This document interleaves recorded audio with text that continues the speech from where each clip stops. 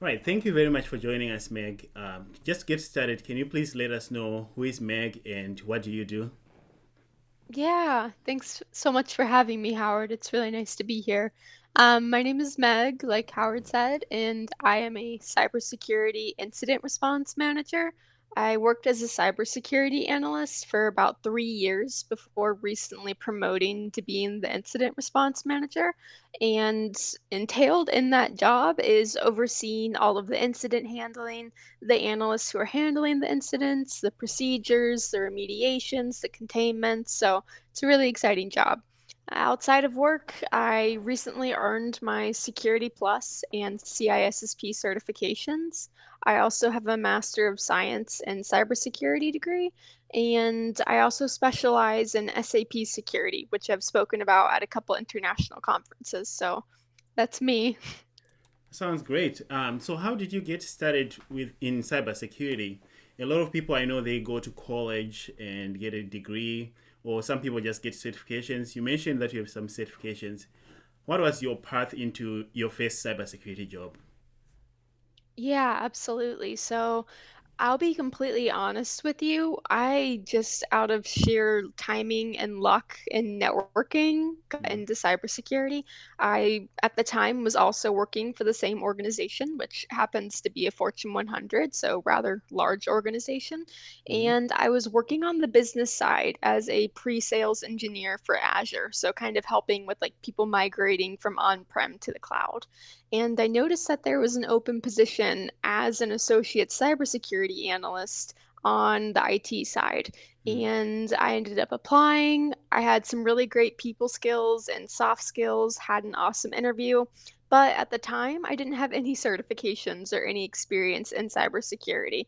I was enrolled into my master's program, so I did have that on my resume, and I laid out exactly what I was studying and how it would be helpful to being on the team and learning that knowledge. But I didn't have any experience. And I know that's really different nowadays for most people because a lot of people out there are struggling to get into cybersecurity. But I think if anything, it kind of places an emphasis on making sure that you have really great soft skills so that you can present yourself as someone who's hardworking, has good ethics, and overall will be really beneficial to the team. So thank you for sharing that.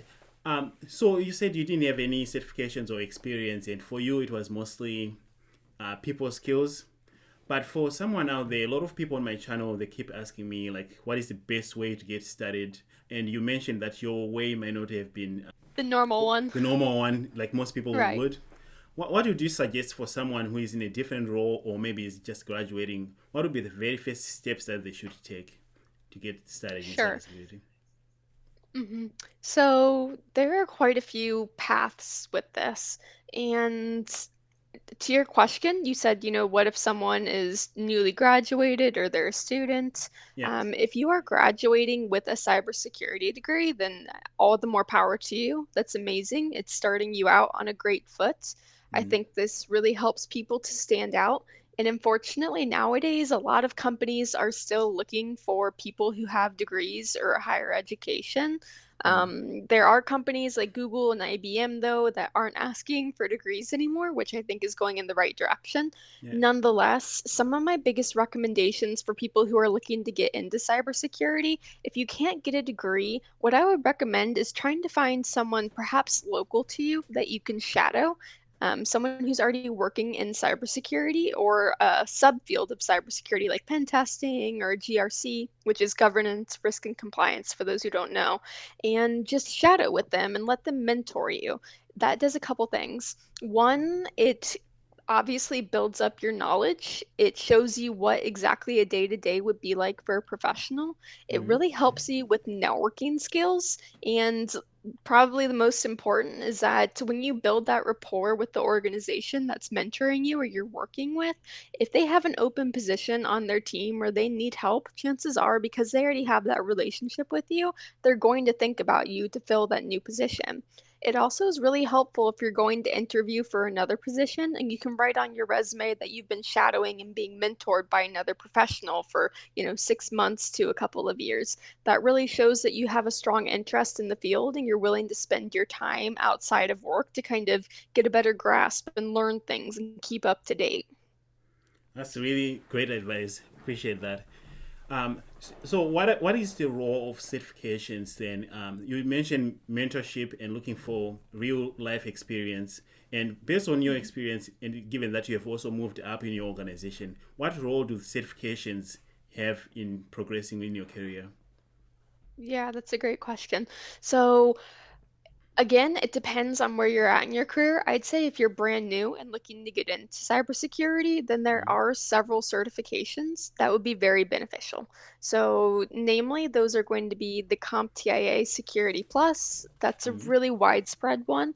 A lot of people take this so that they can kind of solidify their foundational knowledge of cybersecurity. Yeah. This is considered to be an entry-level exam. It's multiple choice other than like some few configuration questions. Another one that's really popular is ISC squared's SSCP, which is the System Security Certified Professional. And Yeah. that's going to be the exam that you would take if you don't feel that you have enough experience or knowledge to get the CISSP.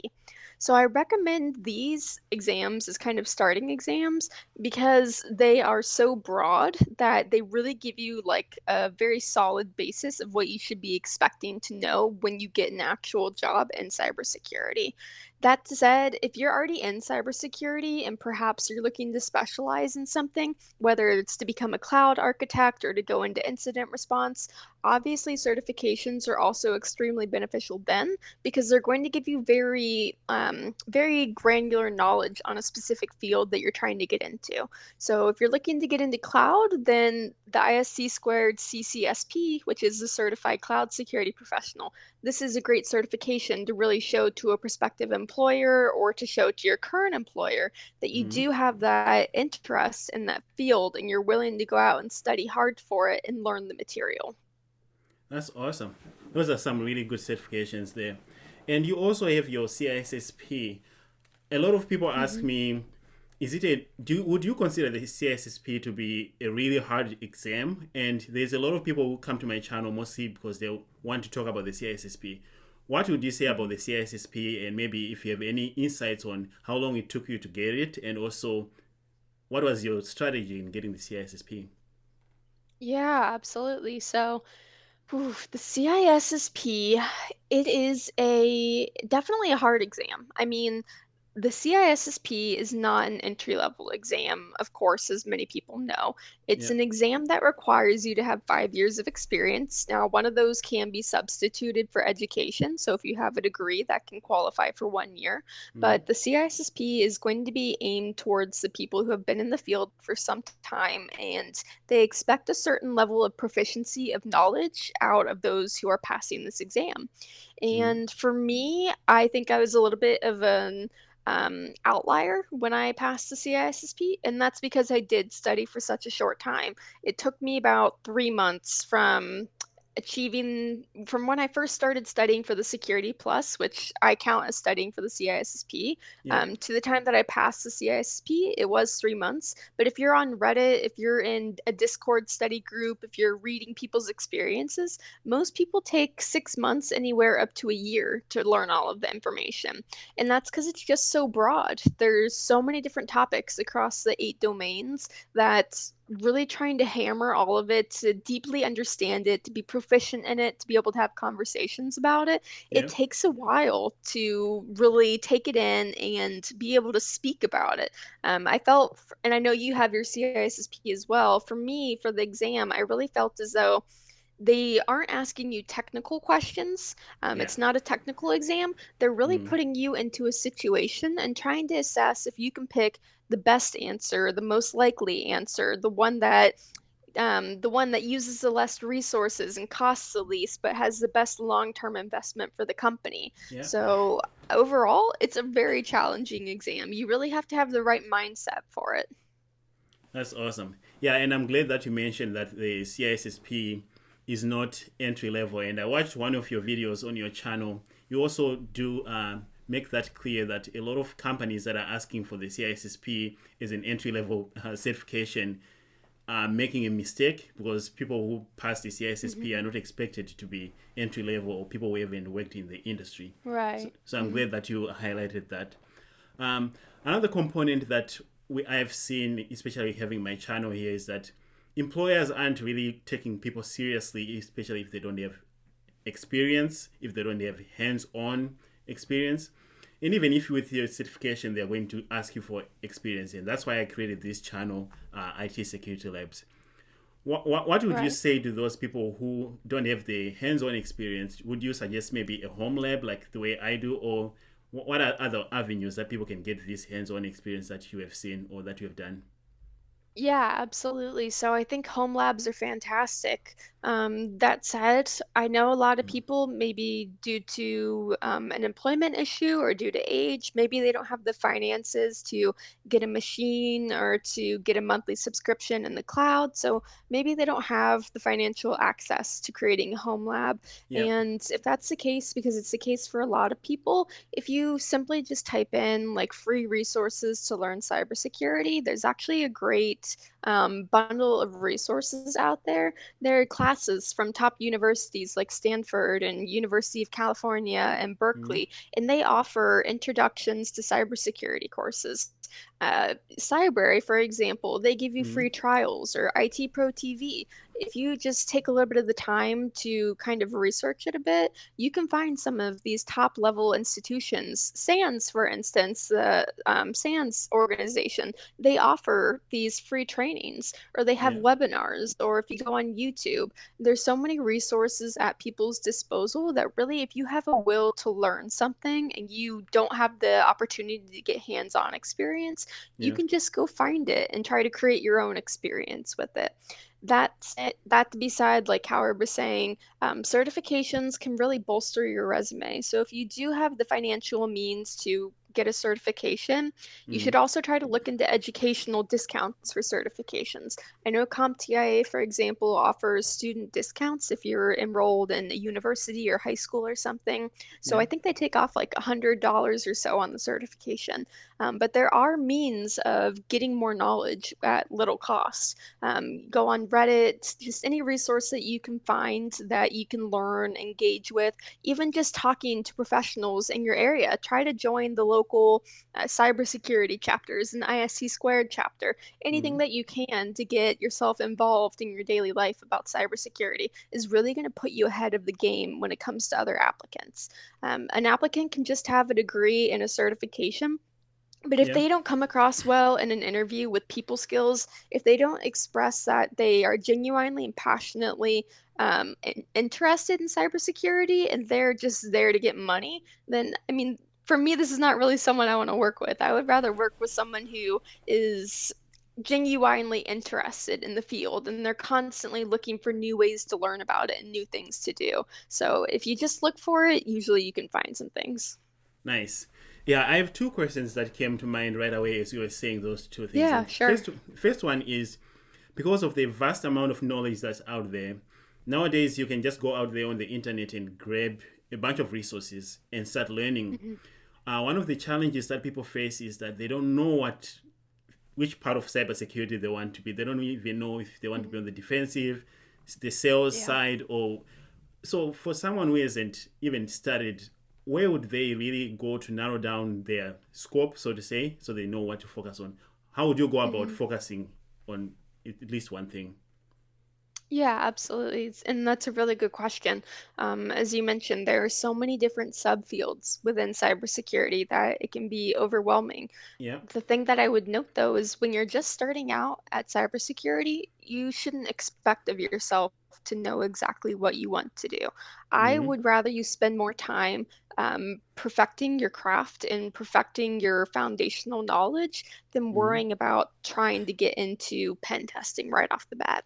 because before you go into a specialty, before you decide I want to go into incident response or before I become a pen tester, you Mm, do need to have that fundamental knowledge. It's just frankly expected by cybersecurity professionals. It's kind of like the trying to run before you can walk kind of thing.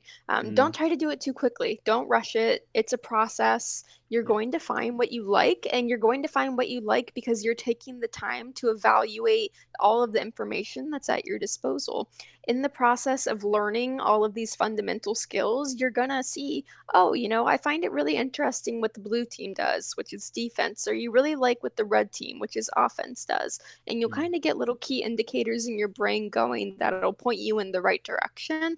But when you're just starting, don't worry about it. Just at the beginning, learn what you can, learn what you can get your hands on, and talk to people. Have discussions with people. If you can meet someone who's a pen tester, if you can meet someone who's an incident response, this is one of the best ways is to learn from the people around you and actually get to sit down with them and have conversations about what they do. Because frankly, a lot of times what we see online, what people talk about online is very different from the day to day. I know in the mm. movies they can make pen testing and cybersecurity seem so exciting, but you have to realize that not every day is going to be like that. So it's highly advisable to actually talk to people who are doing this as a career, and that'll kind of help guide you, I think. That's awesome. Awesome. And then another question that came from your previous answer is that you mentioned people skills and soft skills. You lead a Mhm. team now. What kind of soft skills will you be looking for in, say, a new team member for someone to be successful in Mhm. your team? Yeah, absolutely. I love this question, and it's so important. And unfortunately, it's underrated and not talked about well enough because Mm, I think the impressions of most people is that if they are super technical and they know everything there is to know about technical aspects of cybersecurity, then they're going to get any job they want. And it's simply not true. In cybersecurity, the reality of it is, specifically in incident response, even more so, is yeah. that cybersecurity teams need to work cohesively together.